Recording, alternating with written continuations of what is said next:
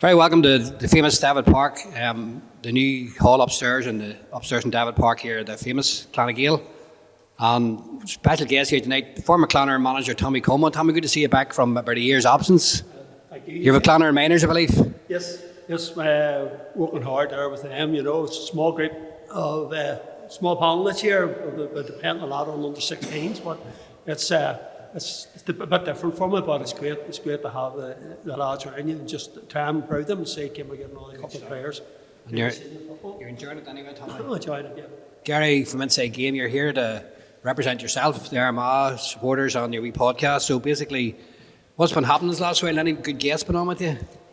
Actually, just earlier on this evening there, the time recording, I had Patrick Morrison on, talking to him, getting a bit of a preview about the Armagh Tyrone match at the weekend, and he was telling me all about his goalkeeping and coaching side of things. And obviously, like anyone watching previously, I've had some big names, a couple of good Armagh men, like Brenton Devaney, Bonty McEnany, a few other big names, Mike Quirk from Kerry. So look, really enjoying it, just enjoying talking about Gaelic football, which is a passion of all of us sitting here, and it's just a way to do that with big names sort of around the country and see what they're all thinking and what they're all discussing. Good stuff.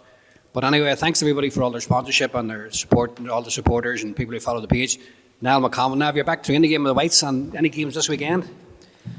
Yeah, Eugene played Derrynouse, so league starting here Saturday night, so looking forward to it, yeah. All hands to the pump, and you just missed out last year in a few games. I noticed after some great games against Cullaville, and you were caught against Cullyhanna, which was a great performance until the extra time came in. Yeah, so a good end of the year and a good run in the championship, and yeah, I think we'll have regrets about that Cullyhanna one for a good few years, but try and use a bit of that momentum going in here this year then, hopefully. No bother. Jimmy McKee, all the way from Pierce Oaks, famous Pierce Oaks in Armagh, your father of famous Oisin McKee, another referee. You're teaching him well, Jimmy. But just going to start off with the events of the last 2 weeks, which everybody's been talking about. It's very, very difficult to get away from them, Jimmy, as you know. But for the people who don't understand and don't know what the rules are, what are the rules as far as the incident in Croke Park between Galway, between Donegal and Kerry were concerned? What part does the referee have? What's the part of the umpires have, the linesmen? How do you see it from a supporter's point of view, looking at it even on the television? Well, as a former fixtures secretary in Armagh, as well as a former referee, the referee submits his report to CCC. They then look at the content of the report, and depending on the content of it, they can launch an investigation, or if there's something that they feel hasn't been dealt with, they can ask the referee to clarify, did he deal with it, did he see it? Also, that it's very much a team performance. Umpires are generally at the county mic'd up, so they can draw to the attention of the referee any misdemeanours that he may not have picked up on. Same with the two linesmen, standby referee and the linesman, plus the fourth official. So there's very much a team element there. If the referee has reported, as in some cases have been seen, yellow card offences, and CCC feel that the sanction may not have been correct, they can send out to the referee asking him to review his decision, and if the referee's content that yes, I'm happy enough that was a red card, or I'm happy enough that was yellow, then the matter's done and dusted. But if the referee believes that he may have got something wrong, then CCC have the power to revisit and upgrade, or in some cases downgrade, where referees have issued red and they've downgraded it to yellow on review. But it's very much a team effort, and usually the referee's given the information by some of his support team, and then he makes the judgment call in relation to what the rule is, whether it's red, yellow or black. Hopefully that's answered what you're after. Just about, but it really does, Jimmy. A lot of things we hadn't heard there before, but it was a big call in a big game, as it were. And, you know, some players can get off. I mean, we've seen many times players getting off of that, as it were, and off it. People don't. It just depends sometimes how it works out. But was the referee a wee bit unsaid, do you think? Sorry, was the referee slightly unsaid? Possibly that the referee may not have seen it. That's why it's very much that some other members of his team should have picked it up, and it certainly didn't look. It didn't look very good reading in relation to the punters looking on. You know, the supporters. Then we said, "Hold on, you know." You take the scenario. Jared Brennan gets 12 weeks for his offence. You know, which some people say, you know, it's quite innocuous compared to or the Donegal player. So Yes, I know. I know. it's but the rules are there, you know, and sometimes they work in your favour, sometimes they don't. That's right. Tommy, do you want to come in with maybe a supplementary there? Do you want to have a quick comment on it? I can't understand if they were brought back. Jimmy, if they were brought, you know, if he was sent the footage of what happened in the Michael Murphy incident, because everybody could see it. You had to be totally blind not to see it. So how that wasn't upgraded is beyond me, or is there something on the line that, you know, a retrospective, you can't do it? I don't know, but for me, it was a case of those who make the rules can do whatever they like. I thought it was an appalling decision and had a big burn on the match. Not that maybe Donegal wouldn't want on and won the match anyway, but certainly at that time, I felt that Kerry were starting to get a bit of momentum. And, you know, if they had went down and Donegal would have lost Murphy, it could have changed the whole complexity of the game. Well, Tommy, I think you've been very unfair to those who make the rules as such. In relation to it, it's how they are applied, and I don't know what information David Goff was supplied with on the day, if he was supplied with information, but certainly the action didn't seem to get what everybody in the country sort of saying it should have been a red card, but sometimes people only get a quick look at it, one look at it, and it didn't look good for the support team. That's all I'm going to say. David Goff looked as if he maybe possibly was blindsided. So, you know, it's always said that referees have to be given the benefit of the doubt, but when you have such a large support team, you'd have to wonder how somebody didn't pick up on it. Conor Lane was the linesman, and he was starting but a yard, give him 2 yards away from it. That's a man who has refereed 3 All-Ireland finals. How, like, you know, where do you go from there? That was a big call in a big game. Well, I accept that, but what I will say is that I think that when the people who were involved look back on that particular case, I think that they'll be disappointed that it wasn't dealt with in a better manner. You know, I'm very, very supportive of our referees and so on, but they themselves, when whoever made the decision that it wasn't seen for whatever reason, it's the whole country's talking about it. Yeah. Jimmy, when you look at people talking about, you know, we can't do this because the GA is an amateur organisation, we have Hawkeye, for example, goal or point in the hurling and the football, right? Is there any way that you can get a monitor or a screen? And I'm talking about a real big decision. You can't do it at a club match in the Peters or Pearse Oaks or anywhere else, but in a real big decision, go to a monitor, have a look at it and say, let's kill this off immediately. That's gone with the controversy. You know, nothing more on Facebook or social media. Is there no way they can deal with that? Do you think that carry in other sports? Well, obviously, the VAR is a big thing in the Premier League, but I think you hit it in the head there about the amateur status. I wouldn't imagine the likes of that's going to come into Crow Park. Jimmy spoke already. There's a rule book there, and basically these committees just apply what the rules say. So the likes of Jared Brennan was mentioned, and I was actually listening to the podcast earlier today, and although the ruling was probably harsh, it was as per the rule book. So that's basically what the GA is going to go forward with, is the rule book. I wouldn't envisage any technology coming in beyond Hawkeye and Crow Park and Semple Stadium or wherever else it is. I wouldn't think they'll go down that route. It's not going to happen. Yeah. Plus, there's another thing, use it everywhere else, don't use it anywhere, so that's another maybe an argument. Well, that's it. That's the one thing that Hawkeye actually means, that if you play in Crow Park, you're playing with a different set of rules really compared to somewhere else, all in the same competition, which I find a bit strange. If you're in one competition, there should be one set of rules across the whole board. Right. So the fact that Hawkeye appears in Crow Park and not in other grounds is a bit. I find it a bit strange. So certainly the thing like VAR, whatever, I can't.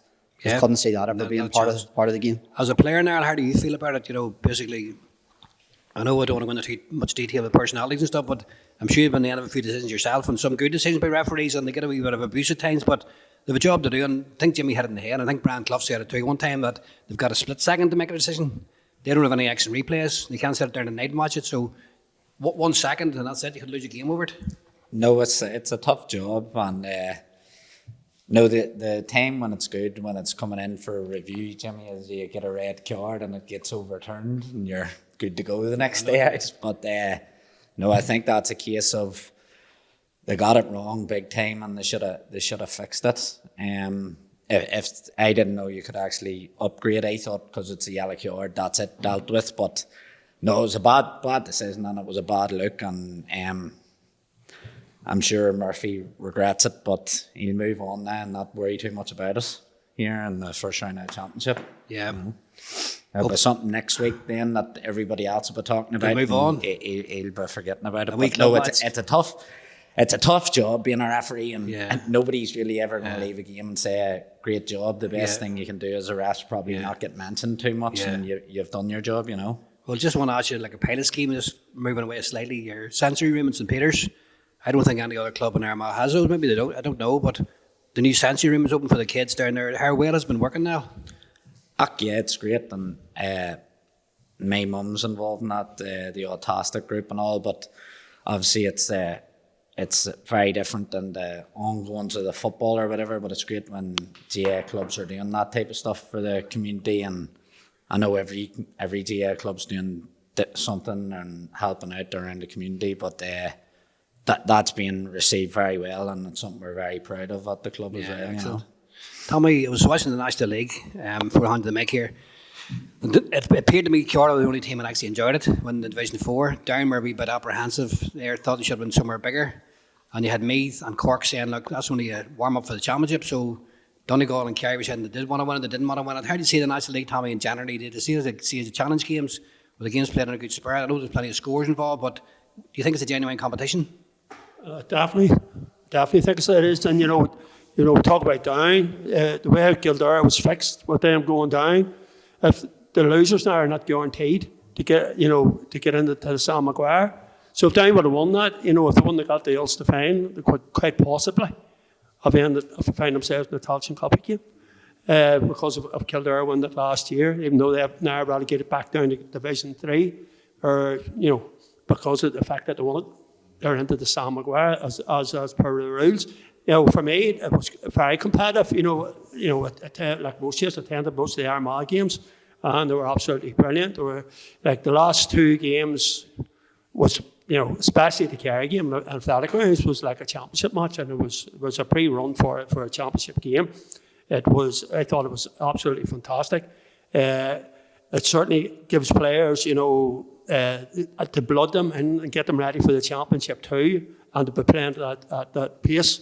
We look at the like of young Gareth Murphy, who when I was with Killeavy, I pointed him out. I thought he was going to have makings of a great player, and at times he was through in there this year, and he was for such a young lad, he had no experience in round him, and he was right in the heart of the defence.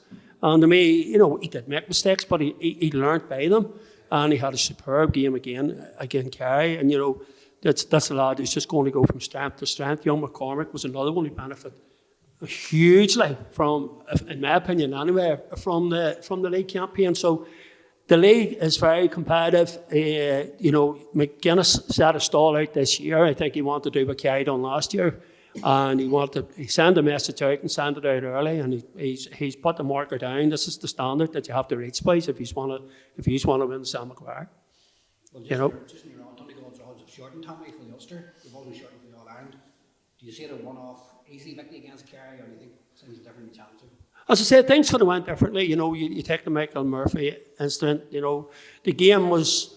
Well, they were on top, but the first 5 minutes of the second half just completely destroyed it, as a competitive game. So, anything can really happen. But from Armagh, we're going to be talking about Armagh here too. Armagh, I'm sure Kieran and Niall probably know better than us what way Kieran works, but he'll be working hard with them to get off to a better start.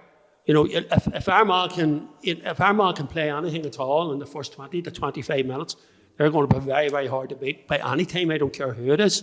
But when it comes to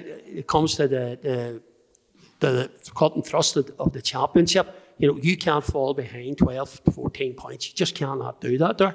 And I think Donegal rightly started as favourites for the Ulster Championship and for the All Ireland, very closely followed by Kerry. To me, are the two teams that are out there.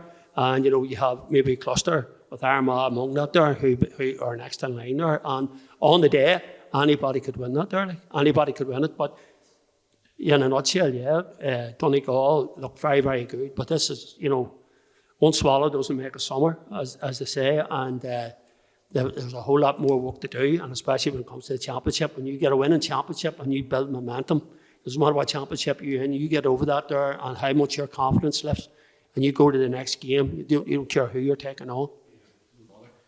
I want to come back to Shorty. Tell me about a couple of your own club men. One in particular who I've been very, very impressed with, TK. And I'll talk to him for him in a minute. Jimmy, just on that there, I was thinking of saying to Gary last night, 2024 Armagh won the All Ireland, and Armagh and Galway contested the final. The bookies had Dublin and Kerry joint favourites, I think, 6-4 even money, something like that. And they're saying 2-horse race. That's it. Nobody else can win. If Kerry doesn't win it, Dublin will win it. That's the way it was. Nobody else had a shout. This year it's either Kerry or Donegal. And I'm saying Galway or Armagh. So how do you feel about it? I'm looking at two outsiders with a real good chance. I personally think that Kerry will use the defeat very much to motivate them, realise that, they have serious issues to address. But when they say that, you have to take into consideration some of the key players, real key players that are important to their setup that weren't available. I think Kerry, Donegal, I agree with Tommy, Armagh will be there in the last 8. Galway, if they could keep their first 15, unfortunately, I don't think they have the depth, that some of the others. I think Leinster's going to be very, very exciting. I see Meath been big key stakeholders there this year. I think that their defeat last year, they'll use it to move on. Louth will want to stay there. Dublin will want to try and get back up. But sounds like an old Ulster champion, wouldn't it? Well, but I think that where Leinster used to be the dead duck of the competition, certainly very open, and I would just say Armagh have great potential, but be assured, Tyrone are wounded. I would be fearful that if we didn't get off to a good start, we could have a very, very difficult day ahead of us. But if we got off quick, I think that's the key. Unusually so. But I wouldn't want to be chasing Tyrone 8, 9 or 10 points behind. Yeah. I really wouldn't. Exactly. Now, you're with the county squad for a number of years on the Peters as well. You've been there and watching McKinney, Keezer training the boys and get them up to scratch. There was players brought in this year, at the start of this year, like young Galvin from Keady, come away from Dungan Swift, your own clubman Ray McDonald, young McKeith, Park O'Keefe from Mahony, a few other players who haven't got a sniff, in fairness. Is there a waiting area, as it were? Is it the Parkerty situation where they sit for a year, see what the discipline's like before you move you in, or can they come in and done it immediately? Are these boys not ready, or is it going to take a bit more time? Or how do you see it, considering you're on the squad? No, they're all damn good players, and even Oisín, his first year there, he was in and out, and he probably didn't start a huge pile. People sort of think it was the next year, but football these days. This is Oisín Connolly, yeah. Oisín Connolly, yeah. His first year, I think, was 2022 or 2023, and I'm not sure he played every minute. He came on here and there, and we're talking about a double all-star. One of the best players in Ireland there, so.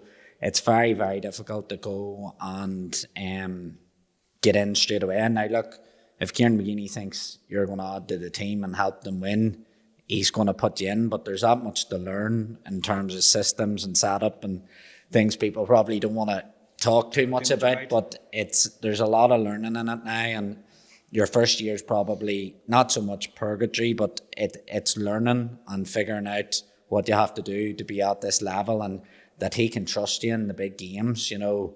It's okay early on or at the start of the league or whatever, but in the championship he needs to trust you and have a backup of evidence that this is what he's going to do under these circumstances. So you might see opportunities in the championship too, further down the line, but I think come Sunday here it's going to be the tried and tested, you know, that they're putting out there, that he trusts and he knows what he's going to get out of, you know. You talk about the tried and tested there. Have you been impressed with Cian McConnell's form this year? Yeah, and what's Cian now? Cian's probably 4 or 5 years in the panel, and I'm sure he was pulling his hair out for 2 or 3 years, but you know, if you stick at it and you keep improving at sort of the benchmark there that Armagh has set now, that you stay involved and you learn and you keep improving. And look, Cian's up there at the minute as the form, one of the form players for Armagh. He's been very impressive. I was very impressed with him actually for Cross in the championship last year. They played against us down there and he was very direct, and he's got a bit more direct. Looks like he's got that wee touch stronger as well. That's helping him, and obviously he's not lacking in confidence at the minute and playing really well. It's good to see. Good stuff now. Good. Gary, me and you had a few disputes about this here. He was saying to you this year during the National League, Guinea's only playing 2 subs, only playing 3 subs. Why is he not bringing these guys on and not ready? We had a few debates about it. Are you talking about the way Nell's talking about getting the players in coaching for 2 or 3 years at a time and then getting them ready? I know you, just before you go on, I know you pointed out the All-Ireland final programme, 224, the 7 or 8 boys that weren't even in the squad are now playing full time. Was that what you meant? 100%, yeah. And I've spoke about that with guys on my podcast, and I've actually wrote a couple of articles and along them lines as well about the way McGeeney handles his players, and like Nell spoke about it. He's in full agreement with what he just said there. But like those young lads, trust, yes, is one thing, but those guys are in development. That's what they're there for. They're there to develop. Saw last night the Armagh under-20s playing as well. Done very well against Tyrone, topped the group. Some of those guys will probably come in next year. They'll be the same. They'll get their 2 years of development. They have a lot of learning to do. Pádraig O'Keefe, Callum O'Neill here from Clonagale. Like, I have no doubt those boys are going to be really good players for Armagh, but they're not biding their time. They're not in purgatory. They're in development. They're learning systems. They're learning. Sporting purgatory I'm talking about. Oh, I know that, but they're not. You know, I'm sure those guys don't see. I'm sure those guys aren't in the squad right now thinking, I'm wasting my time here. They're not. Yeah. They're actually. Yeah. They're only getting themselves ready for a couple next year, 2 years down the line, and then you'll see real good superstars out of them. But you're right about the 2024 squad. There was a load of guys there who weren't even in the 26. They were in the 42. Right. And they're now starting players in the team. Like Callum O'Neill and these people. The likes of Callum O'Neill, the likes of Cian McConville, a few others, Tomas McCormick, guys like that were only in the wider 42 squad, and now they're starting players, and you know you're going to be relying on them, and you can trust them now because they've went through that couple of years of development. Yep. Good stuff. Tommy, we double barrel one for you if you don't mind. I was talking to a very good Clonard man during the week. And not all the Clonard boys would like this, but Conor Turbot, he said to me, look, he could be the new Subi Campbell coming off the bench. First kick of the ball, 2-pointer. Second kick of the ball, a 1-pointer, set somebody up for another point. So is he going to be the boosted sub, like the super sub coming on, firstly? And secondly, I think Tiernan Kelly's playing out of the skin, the centre half back. I know you were there with the Champions and Tammy played up front or midfield, did he? Centre half forward. But I think he's been one of the best players this year consistently. So first of all, on Turbot, is he too much of a waste coming off the bench? I mean, when he does come off the bench, he's unbelievable, Tommy. But do you think he should be there all the time, or is he a good impact like what Soupy done, or is he too young for that? The modern day game's completely changed, and really, Jim Galvin really set the tone, and through his that great team that he had, he ended up finishing with a stronger team than he actually started with. A lot of these games now, as Niall said, there's not a whole lot of difference between the players when they're starting out. And the cut and thrust and the tightness of it all doesn't really suit all players, and there's horses for courses. But when you get the lack of Conor coming on, who's such a skillful player, such a dynamic player, And to make that impact, these are the impact that win matches. You know, we talked earlier about why he's only using 2 subs or 3 subs. There's no point in making 5 subs or 6 subs if you're not going to make a change to the team. You're bringing on players now that are going to make a change, that have to make a thing. And Connor has now, he has started a lot of the games. A lot of the games that he started, you know, to be fair, really didn't, you know, he wasn't shining at all. But the last couple of games that he came on again in Dublin, and he came on against Kerry, and he really changed the whole swell of the game.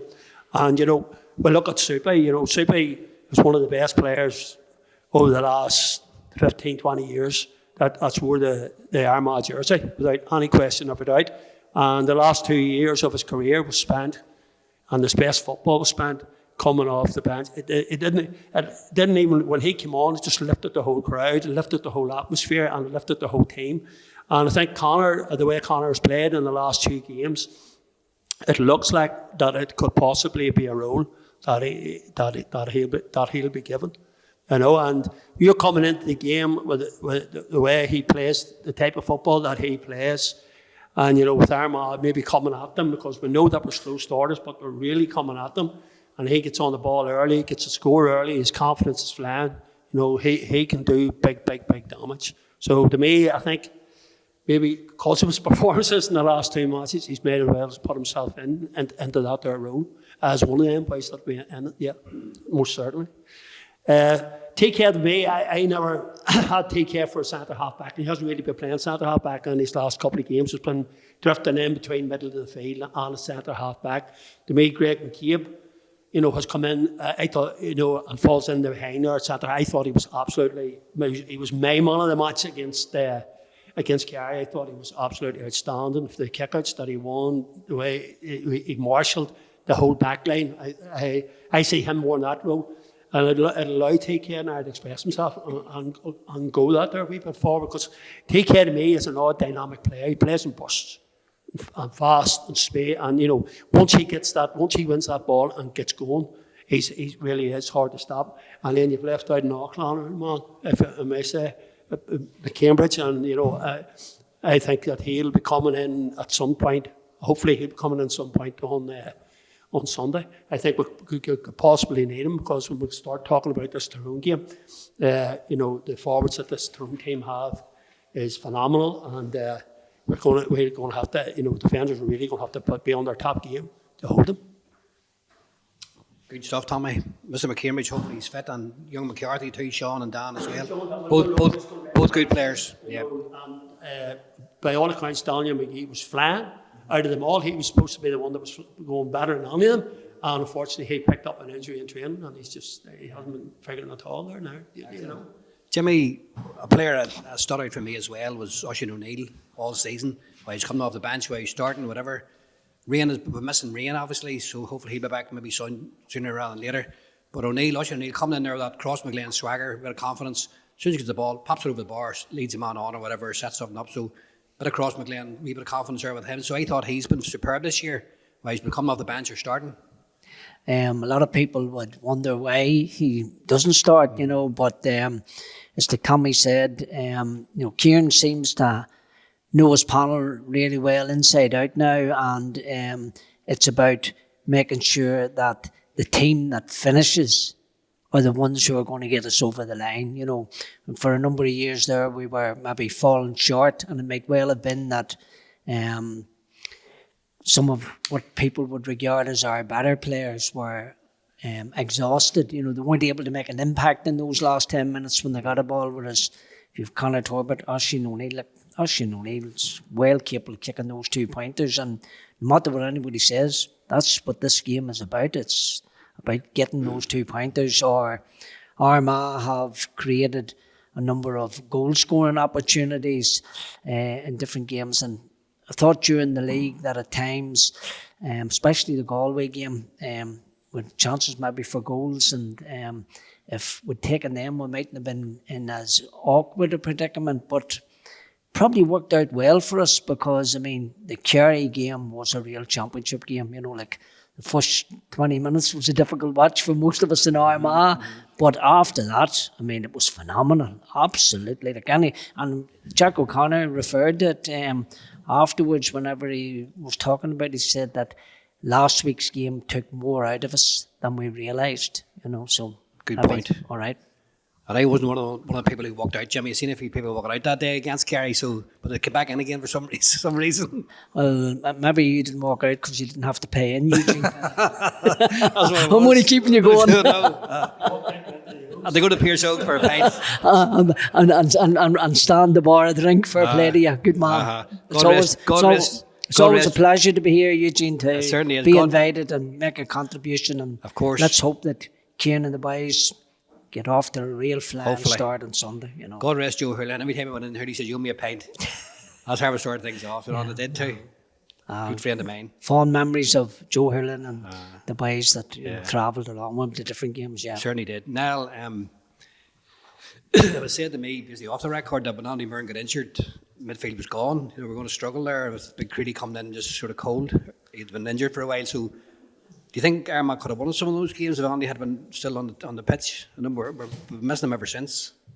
Yeah, he's playing well now at one stage. He's playing really well, and it's strange actually that he's 14 and moving out as he's getting older. It's usually the other way, but he's moving well there. Touchwood, he can stay fit because he's a very important player. But I think Armagh is going to be very happy with where they're at, and as Tommy says, it's hard to tell these days the way the game is, what numbers, who's actually playing midfield. But I feel like TK is in round the middle for a bit, and Jason Duffy, in round that sort of midfield sector, and then alongside Ben, just with the sheer size, it's a good balance. And I actually think that's the big difference between Armagh and Tyrone at the minute is the balance of the squad and the personnel.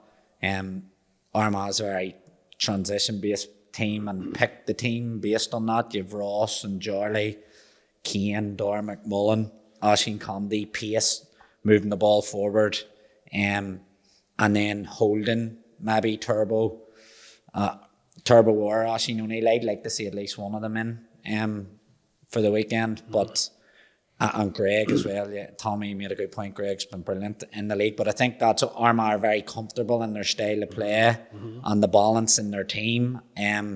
Whereas sometimes when you look at that Tyrone, very impressive names, but a lot of guys trying to do the same thing, on the same sort of pattern of players. So I think Armagh's got a lot of things ticked off. I think the boys have made a good point.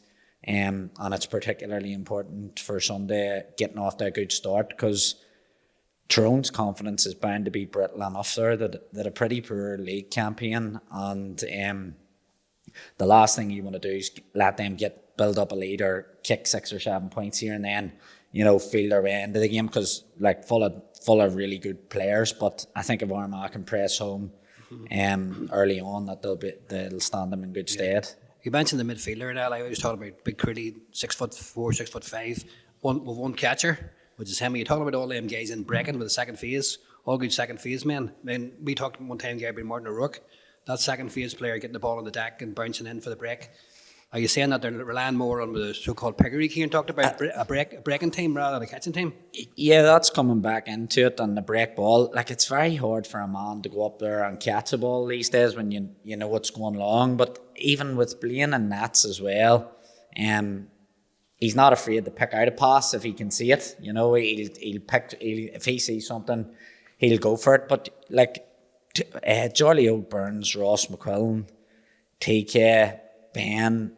Them boys are big, strong lads too, to take the ball over their head. And the other person we mentioned there, actually, Greg has been brilliant on the kickouts for Armagh there, catching ball. But I know he's not just as big as the others, but I think I've seen somewhere online that the stats for Armagh kickouts, both for and against, are really good. They're doing really well. So I think they've got a better understanding of what they're about. Kickouts for, kickouts against, transition, and how they're trying to play the game than Tyrone do at this minute. Yeah, good stuff. Gary, the old saying, video killed the radio star. Did the New Year's kill the Rafferty? Absolutely, they did, yeah. funny talking to Paddy Morrison earlier, and goalkeeping was a topic we talked about. But look, sure, the teams now aren't really prepared to use the goalkeeper the way they did. The goalkeeper before was used like almost the way it was in soccer. If you needed to use him in a time of need or to reset, use the goalie, and you got an attack. You got the move slowed down. You started playing a bit of piggy in the middle, worked the ball out of defence, used the goalie, or the goalie was just operating as an outfield player. But GAA decided they didn't want that anymore. The rules changed it. Now the goalie can't receive a ball until he crosses over the halfway line. So teams have now just basically abandoned that. Rafferty's no longer there. You're not. I know Niall Morgan hasn't played much of the league or any at all maybe. So we're not seeing him. We're not seeing Rafferty. We're not really seeing much of Began, of Monaghan, Rory Began. So I think teams have now decided, look, this 3v3 breach thing is far too difficult a thing to police and far too difficult thing to manage without also throwing a goalkeeper into the mix and trying to look after it there. So most of them are just deciding, right, our goalie's going to be our kick-out strategist here. He's going to organise from the back. Things like that. They're not really going to worry about using him anymore as an attacking player or creating an overload or a +1 or anything like that. Yeah. Isn't that maybe ask Tommy, isn't that a good risk reward for Ethan Rafferty? I mean, obviously we've got goalkeepers who don't want to attack, but what are Rafferty's organising the 2-pointers and 1-pointers coming into the breaks, coming on the shoulder and the loops and all sort of stuff? Can we not take a risk with him in particular? I think it'll go with playing first. He'll start off there, but obviously if you're chasing the game and you're going making somebody else in for a 2-pointer, you might just pick him in off the bench. No, he's quite capable. You watch him outfield there with the greens, like he's landing points over from 60 metres.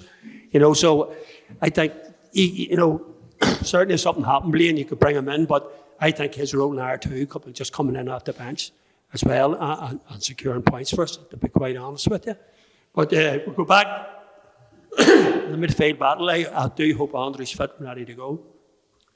Tyrone, colossal in the middle of the field. The size that these boys have, it'll be Kilpatrick and Kennedy. It'll be a battle royal in there on Sunday, and there'll be a lot of breaking ball, as said, and who's going to be first, who's going to be coming off. We have the pace in around that there, but we really need to get into the game quick. It's, you look at that there at forward line of Tyrone's. Fast, maybe players. Donnelly's back in there. I'll probably expect Michael Home to come back in there as well. Them boys, like McCrory boys will be starting to come in. I wouldn't want us to be going and dropping down 10, 12 points. And, I've heard a lot of silly talk. In my opinion, silly talk. Armagh's going to coast this. Armagh's going to win by 10, 14. I can't see it. I mean, you look at the history of the battles from the past in the championship between Armagh and Tyrone. There's only been a point or two either way in it, over it all. And like last year we got the winner on the hooter. You know what I mean? Having said that, we are in the athletic grounds. It is our home, and Armagh is very, very difficult to beat in athletic grounds. When we get down, we get playing with the hill. We know how to play that hill. We know how to play it really, really well. It's tight, it's compact. I think our physical size and our strength will just give us that edge come Sunday over Tyrone, especially I think that doesn't give the weather conditions to be great for Sunday either. So I think all them wee things are going in our favour, and I think it just will give us the edge, but it'll only be the edge. This will not be an easy game for anybody thinking this is just, league form's out the window, and I'm sure Malachy's probably, Malachy's over the years, he's had a stall out as a defensive coach. I'm suppose like everybody else, he's probably trying to adapt now to the new rules. He's probably brought in his own forward coaches.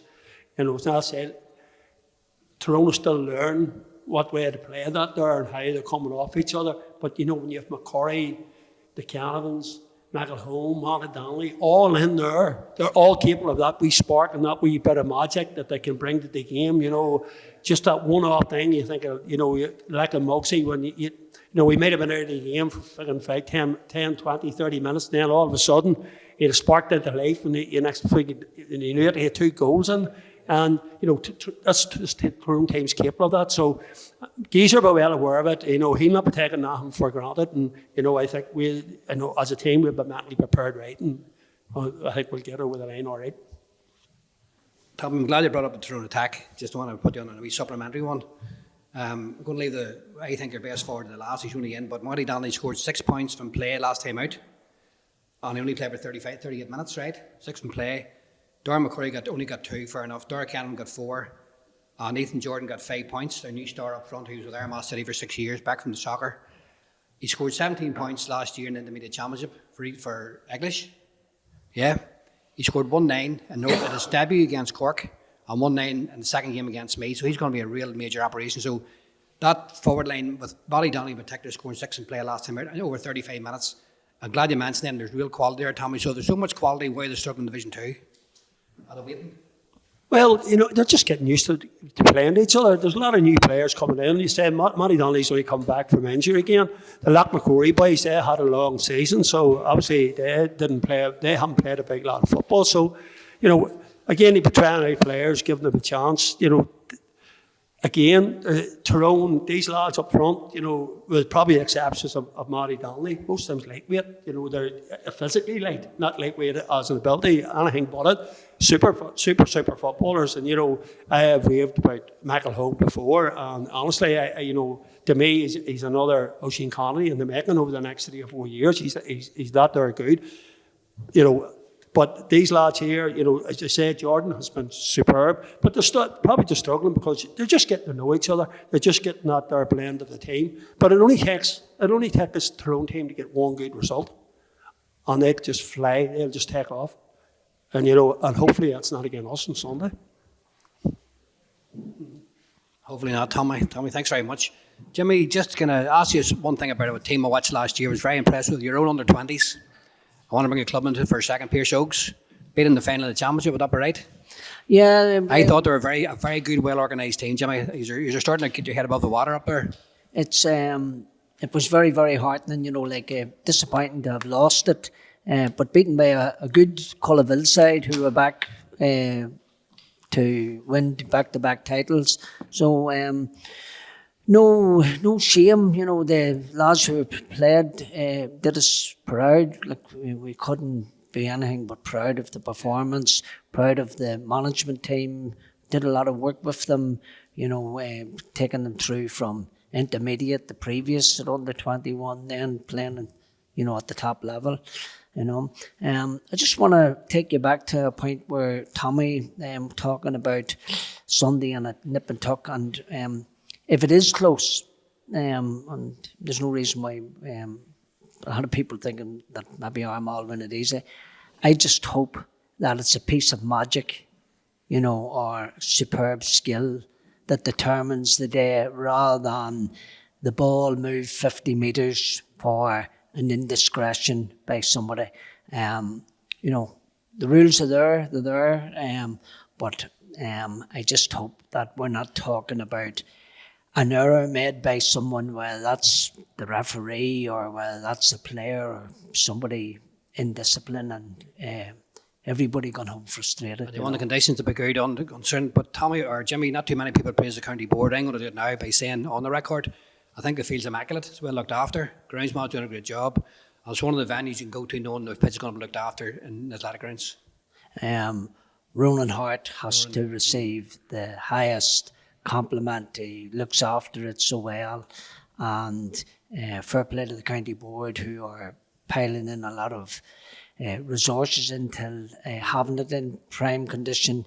I also want to say that it's a venue that is loved by, especially those counties in Ulster, love playing in the athletic grounds, because when there's a packed crowd there's no atmosphere like it.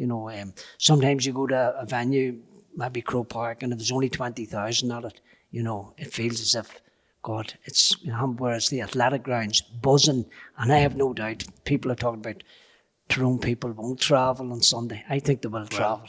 I think they'll travel in hope rather than expectation. But if they get ahead, I can tell you, as Tommy said, big Kennedy in the middle of Fitzpatrick, hey, I wouldn't want to be chasing them and trying to get the ball. Do you think that atmosphere is built up, Jimmy, by the crowd so close to the pitch?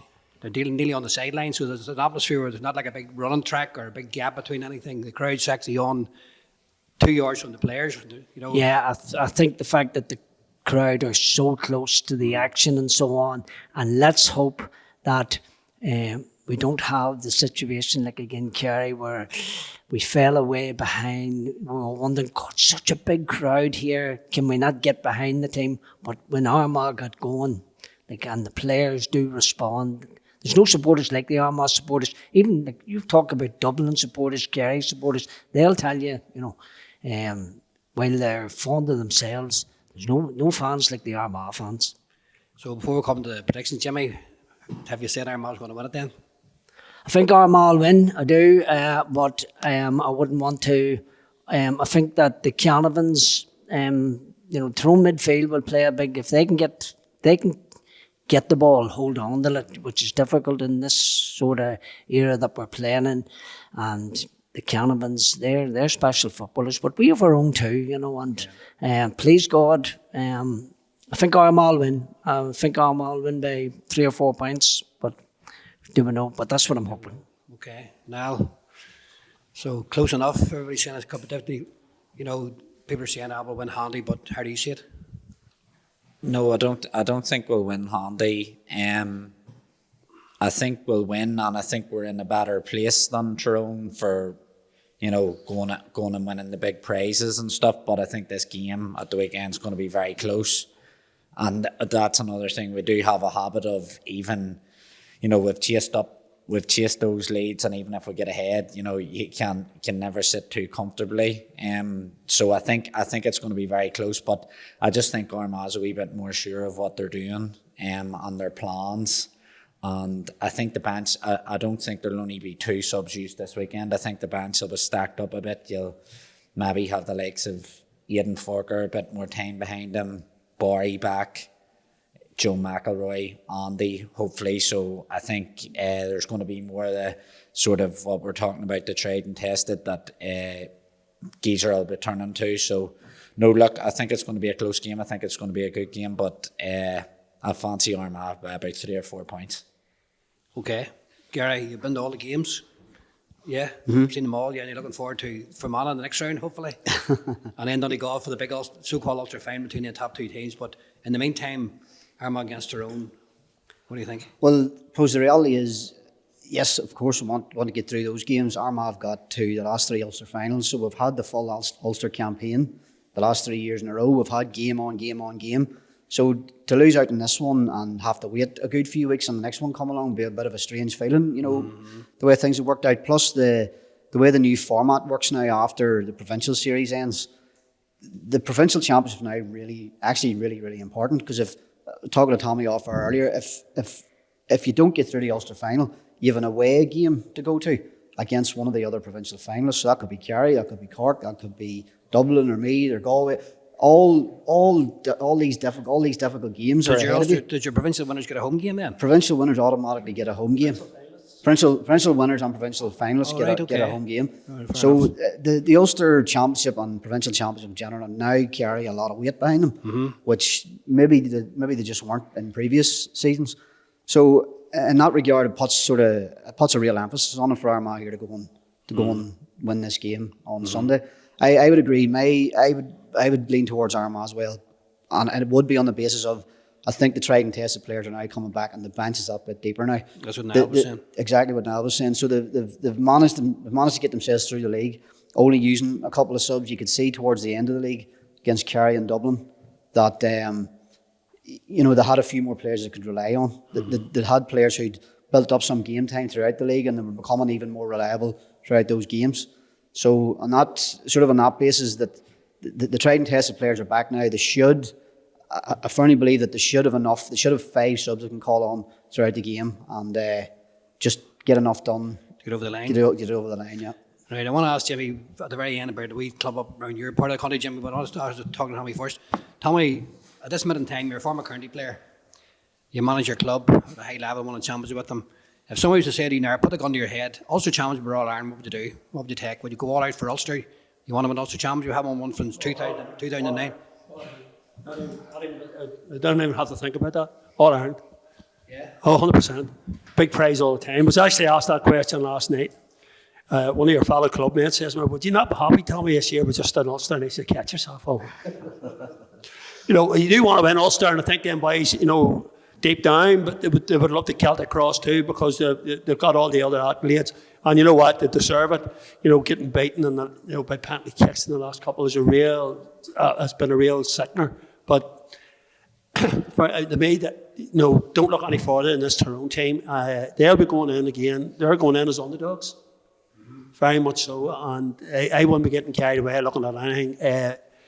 They're going in. They have not everything to gain from this here game. It's everybody's expecting them. The media's expecting them. A lot of the public, a lot of their own fans. But that's when you're at the most dangerous. How many times have we travelled up the road, boys, with Armagh, expecting to get a tanking and coming out with a win? And I just said, be very, very, very careful. They're a very, very proud county, and these boys are damn good footballers.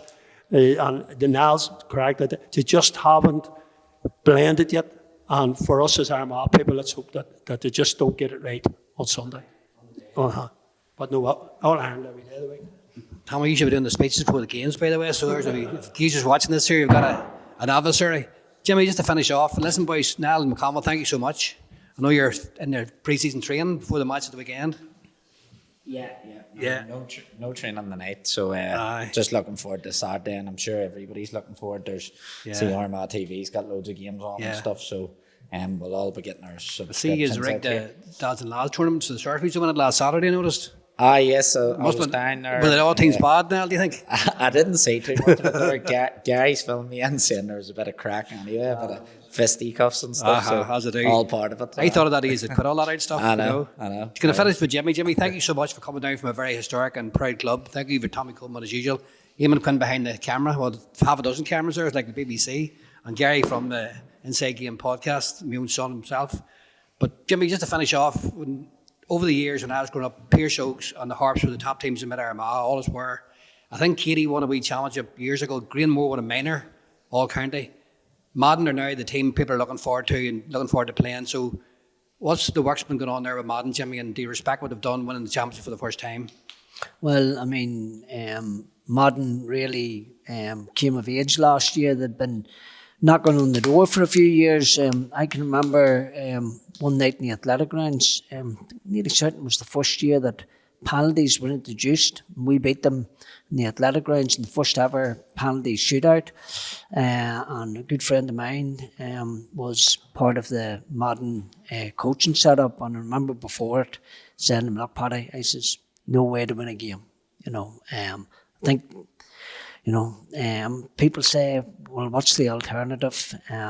Me personally, I would rather see golden score, you lose as a team, rather than it lasting on some poor individual that, God be good to Bill McCorry, talk about 53, 2002, Oshin missed the penalty, but I mean, he's been Armagh's quality player, a lifetime, in my eyes, a quality player, and certainly if we hadn't won it, people would have been talking about the penalty miss, and I just think it's wrong that an individual could be lumbered with that, on their shoulders for a lifetime. But that's just my view on it, But Madden, no doubt everybody will be looking forward to playing. They won the Fela last week. Who? Madden won the Fela last week. They did, yeah. At that age group, there's not a lot between them. Silverbridge, Clonagale, Pearse Oaks, kick of a ball between them. Looks as if there'll be healthy competition. And, every club, if they look at themselves, and the work that Madden have done at underage, it has bore fruit. And they got the right people in to help them, to get them over the line and so on. And there's a great community sense there, and that's what I admire about the rural clubs, there appears to be that collectiveness together, and when they run functions, it doesn't matter whether it's for camogie, ladies football, the men's football, when they run functions, everybody gets behind it. That seems to be missing in the town clubs. Excellent, Jimmy, thanks so much. Thank you, Niall, Gary and Tommy. I look forward to seeing you. Will you supplementary, Tommy? Tommy's looking at you. Tommy's looking at the Armagh job next year. Senior league started in 2008, and Killeavy, last year's league winners, were well beaten at home by Collihanna, by North 13 Without the county players. to 118. Well, so both teams were without the county players. You know, Tommy, thank you so much yet again. big opener for this year. Well, they're Peter's are favourites for this year's championship, so say no more. Well, Have something to say about it. that good Pierce Oaks under 20 team there. So, good side, they'll be up good against side. it anyway. But lads, before we go off air, thank you so much, and thanks everybody for the sponsorship and all the help over the years. Gary's wee podcast, about 2,000 views, you're about 20,000 behind me at the minute, so you know 10 years to go. We'll see how it goes. We'll have a Tommy come on these boys. But anyway, so good luck to everybody in the league this year, and the ladies' teams as well. Jimmy's two up in Pierce Oaks and all around the county, and we're looking forward to Sunday. And thank you so much yet again. And we'll see how we get on Sunday, and then move on hopefully to the Fermanagh match. But we'll take that for granted and up our match. Here it goes. Thank you, everybody. Good night.